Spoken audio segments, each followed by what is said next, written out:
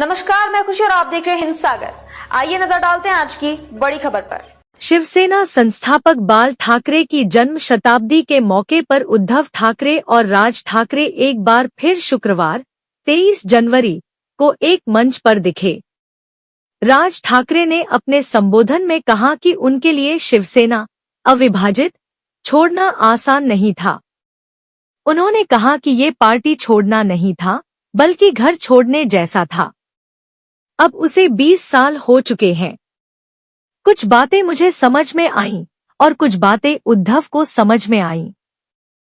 उनके जैसा कलाकार कोई दूसरा पैदा नहीं हुआ। मुंबई के सायन में षणमुखानंद सभागृह में राज ठाकरे ने कहा, आज बाला साहेब के बारे में बोलूं तो मैं और उद्धव घंटों घंटों बातें कर सकते हैं। जब वो व्यंग्य चित्र बनाते थे तब जो तल्लीनता, समाधि जैसी अवस्था उसमें होती थी, मैंने वह देखी है। वे सिर्फ व्यंग्य चित्र नहीं होते थे, वे ध्यान साधना जैसे होते थे। बाहर आंदोलन और दंगे चल रहे होते थे, लेकिन वे पूरी तरह तल्लीन रहते थे। यह क्षमता उन्हें कहाँ से मिलती थी? वे देश के राजनेताओं में एक अलग ही इंसान थे। दुनिया में उनके जैसा कलाकार कोई दूसरा पैदा नहीं हुआ।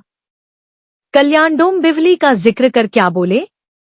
इसके आगे उन्होंने कहा, उनके बारे में बाहर कुछ भी चलता रहे, वे अपनी कला में लगे रहते थे। आज राज्य में राजनीति में गुलामों का बाजार लग गया है। बाला साहेब अब नहीं है, यह अच्छा ही है, क्योंकि अगर वे होते तो बहुत व्यथित होते।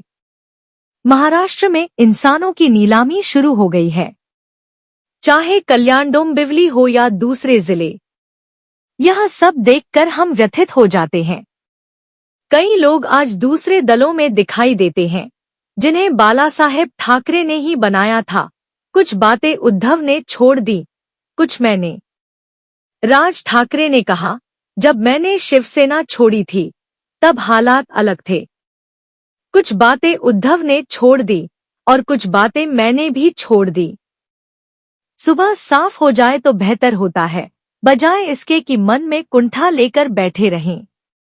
बाला साहेब ठाकरे पर व्याख्यान देना मुझे अच्छा लगेगा। हम घर में रहते हुए भी उस इंसान को पूरी तरह समझ नहीं पाए। तो अब तक के लिए बस इतना ही। फिर होगी आपसे मुलाकात ऐसी एक और बड़ी खबर के साथ। तब तक के लिए नमस्कार और देखते रहिए हिंद सागर। ऐसे ही लेटेस्ट अपडेट्स के लिए हमारे चैनल को सब्सक्राइब करें और तुरंत नोटिफिकेशन पाने के लिए बेल आइकन प्रेस करना ना भूलें।